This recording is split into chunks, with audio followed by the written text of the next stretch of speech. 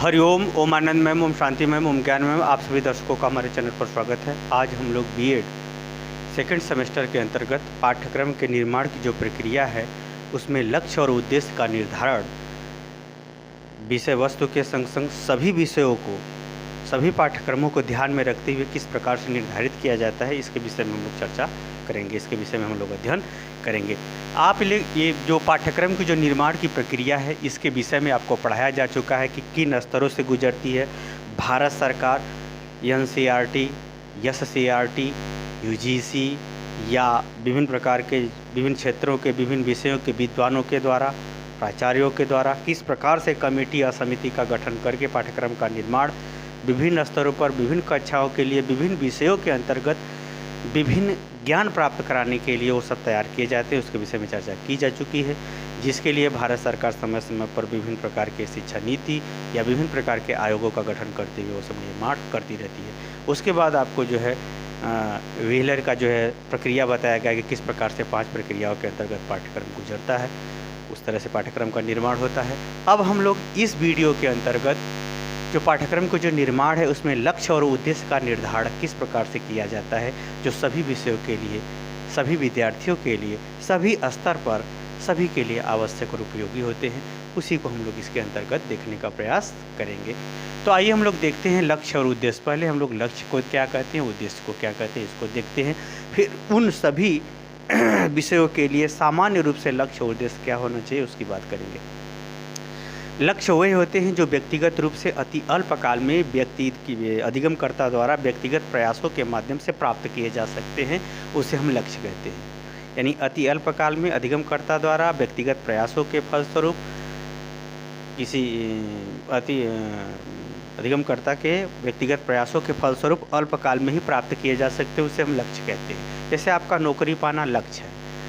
उद्देश्य क्या कहते हैं, उद्देश्य वह है जो अति दीर्घकाल में व्यक्ति अपने जीवन पर्यंत क्रियाकलापों के माध्यम से सबके कल्याण के संग अपने कल्याण के साथ साथ सबके कल्याण रूपी जो व्यवहार सीखता है, उसे हम क्या कहते हैं, उद्देश्य कहते हैं। उद्देश्य एक व्यापक प्रक्रिया होती है जिसमें व्यक्ति, जैसे व्यक्तिगत रूप से शिक्षा प्राप्त करना आपकी डिग्री लक्ष्य हो गई, लेकिन उस डिग्री का प्रयोग जीवन भर, क्या उतना ही डिग्री का ज्ञान रहता है आपके पास? नहीं, जीवन भर व्यक्ति सीखता है, वो क्या होता है, उद्देश्य हो जाता है। तो जो दीर्घकाल में व्यक्ति द्वारा व्यक्तिगत रूप से सामाजिक क्रियाकलाप एवं सामाजिक उपलब्धियों के आधार पर जो प्राप्त करता है उसे हम क्या कहते हैं, उद्देश्य कहते हैं। आइए इन दोनों का अंतर के संग संग पाठ्यक्रम निर्माण की प्रक्रिया को भी इन्हीं दोनों के अंतर्गत हम लोग देखने का प्रयास करते हैं। पहला अगर देखा जाए तो उद्देश्य क्या होता है, अति अल्पकाल में प्राप्त किया जा सकता है। जैसे नौकरी प्राप्त करना, गणित सीख लेना, अल्पकाल में। कोई विषय सीख लेना, किसी विषय की जानकारी रखना, अल्पकाल में। किसी स्तर का सर्टिफिकेट हासिल करना, अल्पकाल में। लक्ष्य क्या होता है, अल्पकाल में प्राप्त किया जा सकता है। उद्देश्य दीर्घकाल में। उद्देश्य किसको, इसको बड़ी लंबी समय लगता है, इसमें 20 बरस, 50 बरस, 100 बरस, जीवन पर्यंत भी समय लग जाता है उद्देश्य को प्राप्त करने में। जैसे आप अच्छे व्यक्ति बने, ये जीवन भर की आपकी आयु लग जाएगी, और आप एक विषय के जानकार बने, ये अल्पकाल में ही वो हासिल हो सकता है।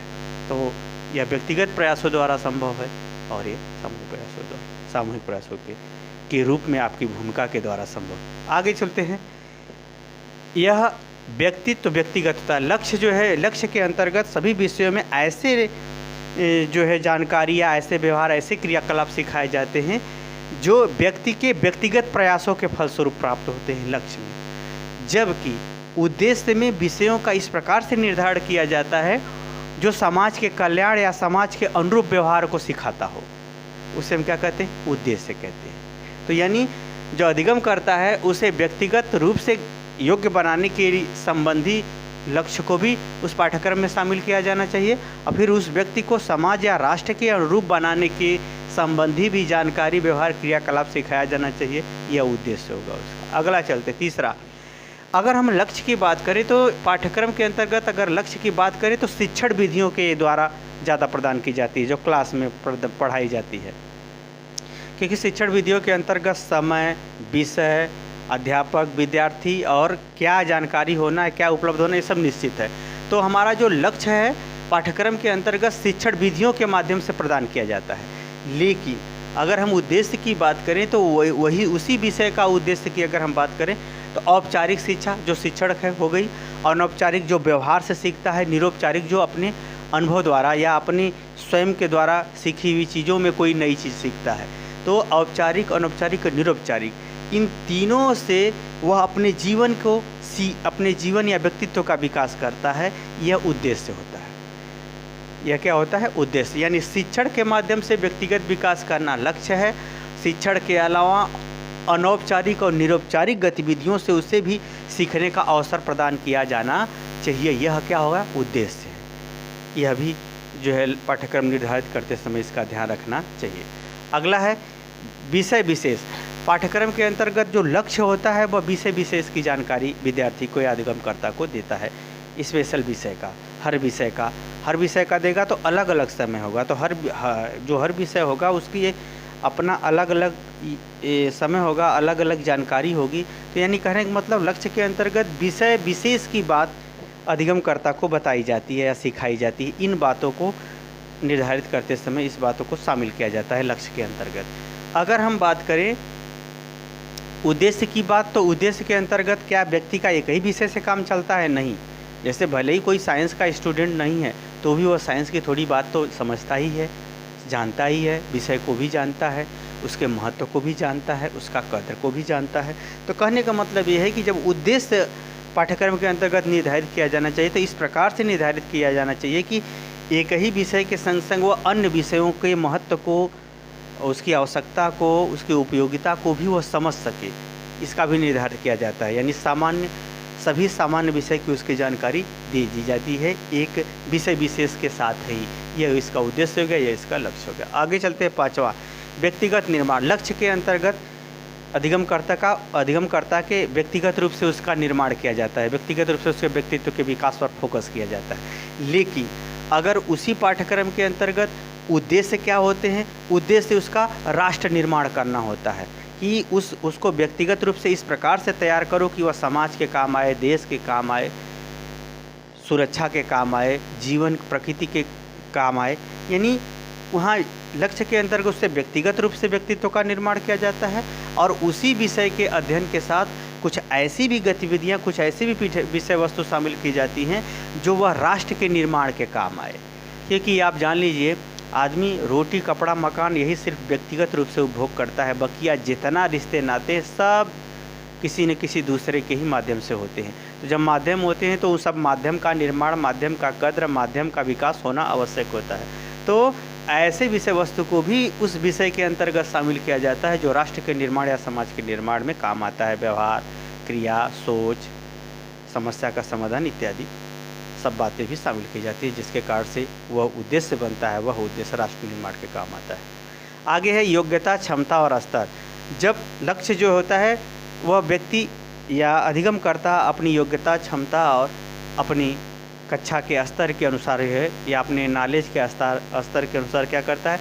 निर्धारित करता है या उसके लिए प्रयास करता है। परंतु उसी अधिगमकर्ता को उसी विषय के अंतर्गत उद्देश्य जब बनाया जाता है तो इस प्रकार से उद्देश्य बनाया जाता है कि वह सामान्य व्यवहार को सीख सके, सार्वजनिक व्यवहार को सीख सके, ताकि वह व्यक्ति एक स्वस्थ नागरिक और स्वस्थ सामाजिक जीवन व्यतीत कर सके। इस बात का भी ध्यान रखा जाता है। अगला है व्यक्तिगत मूल्यांकन। लक्ष्य के अंतर्गत अधिगमकर्ता का या सीखने वाला का व्यक्तिगत मूल्यांकन की बात की जाती है। परंतु अगर उद्देश्य की बात करें तो उसका सामाजिक रूप से या वैधानिक रूप से उसका मूल्यांकन किया जाता है। जैसे आप हमेशा कोचिंग में फर्स्ट आते हैं, लेकिन आपका जो है बोर्ड की परीक्षा देना हुआ तो आप सेकेंड क्लास आए, तो आपका व्यक्तिगत मूल्यांकन कुछ और रहा, सामाजिक और वैधानिक मूल्यांकन कुछ और रहा। क्योंकि यह उद्देश्य है, यह सबका व्यापक मूल्यांकन, सबका एक साथ निर्धारण, सबका एक साथ प्रक्रिया के अंतर्गत व्यापकता को ध्यान में रखते हुए यह मूल्यांकन किया गया। यह व्यक्तिगत योग्यता और व्यक्तिगत विषय, व्यक्तिगत समय पर व्यक्तिगत रूप से मूल्यांकन का आधार तय किया गया। जो लक्ष्य रहा, लक्ष्य टेस्ट हुआ, टेस्ट जो कोचिंग का रहा, अगर उसी का मूल्यांकन राज्य द्वारा, सरकार द्वारा या केंद्र सरकार द्वारा किया जाता है तो वैधानिक मूल्यांकन कहलाता है। वह व्यापक होता है, उसकी व्यापकता, उसका महत्व, उसकी मान्यता, उसका कद्र और ज़्यादा व्यापक होता है। तो ऐसे उन गतिविधियों को या उन नियमों को या उन पद्धतियों को भी मूल्यांकन के अंतर्गत अपनाया जाना चाहिए, जो व्यक्तिगत रूप से भी हो, सार्वजनिक रूप से भी हो। इन बातों को भी ध्यान में रखते हुए पाठ्यक्रम का निर्माण किया जाना चाहिए, यानी लक्ष्य और उद्देश्य का निर्धारण करना चाहिए। अगला है व्यक्तिगत प्रयास और सामूहिक प्रयास। जो लक्ष्य होता है ये व्यक्तिगत प्रयासों के फलस्वरूप प्राप्त होता है। इसमें अधिगमकर्ता जितना प्रयास करेगा उतना ही अपने लक्ष्य को, अपने जीवन में उपलब्धि को हासिल करेगा। लेकिन अगर हम उद्देश्य की बात करें तो उद्देश्य के अंतर्गत वो जितना ही दूसरे के काम आएगा, जितना ही उसकी योग्यता क्षमता दूसरे के काम आएगी, स्वस्थ रखने में या विकास करने में या धन कमाने में या उसके प्रभाव के फलस्वरूप समस्या का समाधान करने में, तो वह उसका सामूहिक प्रयास उद्देश्य बन जाएगा। तो यानी व्यक्तिगत रूप से तैयार करते हुए उसे सामूहिक रूप से भी तैयार करने संबंधी बातों को भी उद्देश्य के अंतर्गत शामिल किया जाता है। आगे है आंतरिक गुणों।